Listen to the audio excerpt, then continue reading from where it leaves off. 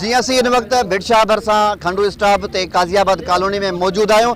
हिते कैमरा जी अक्सां तव्हांखे ॾेखारियूं था त हिते जा जेके रहवासी आहिनि मुख़्तलिफ़ बिरादरियुनि सां तालुक़ रखंदड़ आहिनि उहे सरापा एहतिजाज बणियल आहिनि ऐं कैमरा जी अक्सां बि तव्हांखे ॾेखारियूं था त हीअ जेका कॉलोनी क़दीमी कॉलोनी आहे हिते बुनियादी सहूलियतुनि जी खोट आहे। गैस बिजली रोड रस्ता ड्रेनेज समेत का बि हिते सहूलियत मौजूदु न आहे। जॾहिं त हिते जा जेके रहवासी सरापा एहतिजाज बणियल आहिनि त असांखे मालिकाना जेके हुकूक आहिनि उहे बि न मिली सघिया आहिनि। वधीक हिते जेके शहरी जेके ॻोठाणा जेके रहवासी जेके मौजूदु आहिनि ऐं सरापा एहतिजाज बणियल आहिनि उन्हनि सां ॻाल्हि ॿोल करियूं था, ॾिसूं था वधीक उन हवाले सां हू टाइम न्यूज़ सां पंहिंजा कहिड़ा वीचार वंडनि। असांखे काज़ी शौकत जेको हिते मुंशी हो हुसैन मुश्किल आखो असांखे सभु भरे इमाम खे चई तव्हांखे सहूलियत ॾियां ग़रीब इमाम तव्हां अची प्लाट वठो।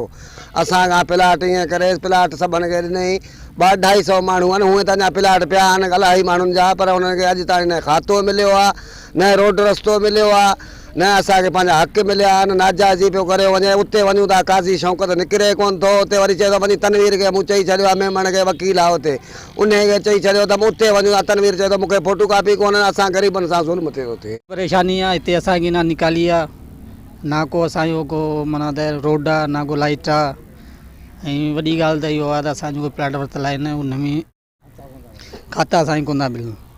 2006 में इहे दाख़िल कया हुआ आहिनि। इहे माना यका माना असांखे वञूं था उते असांखे दड़का ॾेई कढंदासीं ॾिन असांखे खाता कोन था ॾियनि। पाणी बि नथो निकिरे सघे नेकाल बि असांखे कोन्हे न को असांखे खाता मिलिया आहिनि ऐं मथां कॉलोनी मथां बैंड हणी छॾियो। बिजली पहिरियां असांखे ॿुधाए बिजली बि मिलंदी गैस बि तव्हांखे मिलंदो ऐं सभु सवलो स्कूल बि मिलंदो मंदर बि मिलंदो ऐं वरी मथां कॉलोनी मथां बैंड जो वञूं था तनवीर साहिब उहो बि डोड़ाए छॾे काज़ी साहिब खे सॾु था कयूं उहो बि निकिरे कोन थो। असांजी का बि शर्त कोन था पूरी कनि। असीं ग़रीब ते ज़ुल्म फाथा पिया आहियूं। मच्छर खायो ॿार बीमार आहिनि। सॼो राज हिते 500 घर आहिनि तक़रीबन 2000 खां वठी इहा कॉलोनी आहे असांजी। सहूलियत असांजे हिते का बि सहूलियत नथी मिले न को खाता न को असांखे रोड रस्ता का शइ जेकी बि काज़ी जा लाठे जा बिजली जा सभु जेके मुतालबा का बि असांखे सहूलियत न आहे।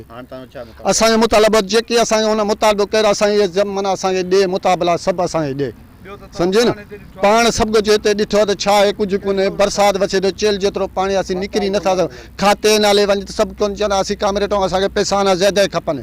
हाणे ग़रीब जेको मज़ूरी करे मज़ूरी खाए उहो किथां वरी पैसा डबल ॾेई थो सघे। असां इहो मुतालबो था कयूं त हिन ग़रीबनि खे हक़ मिलणु घुरिजे ऐं हिननि खे पंहिंजा खाता वग़ैरह ऐं जेको बि सहूलियत आहिनि जेके हिननि माना उन्हनि खां महरूम आहिनि हिननि खे बराए महिरबानी मिलणु घुरिजे। जीअं मां ॾिसी रहियो त भिटशाह भरसां खंडू स्टॉप वेझो जेका ही काज़ियाबाद जेका कॉलोनी आहे हितां जा जेके रहवासी आहिनि उहे तमामु घणो परेशान आहिनि। हिन कैमरा जी अक्सां तव्हांखे ॾेखारियोसीं त हिते जेके ॻोठ जेको मुख़्तलिफ़ जेके घर आहिनि हिते तक़रीबन 200 खां मथे हिते घर आहिनि जेके मुख़्तलिफ़ बिरादरियुनि जा माण्हू हिते आबाद आहिनि जेके 20 सालनि खां मथे हिननि खे अरसो हिते थी चुको आहे मगर हिननि खे हिन वक़्त ताईं का बि बुनियादी सहूलियत न मिली सघी आहे।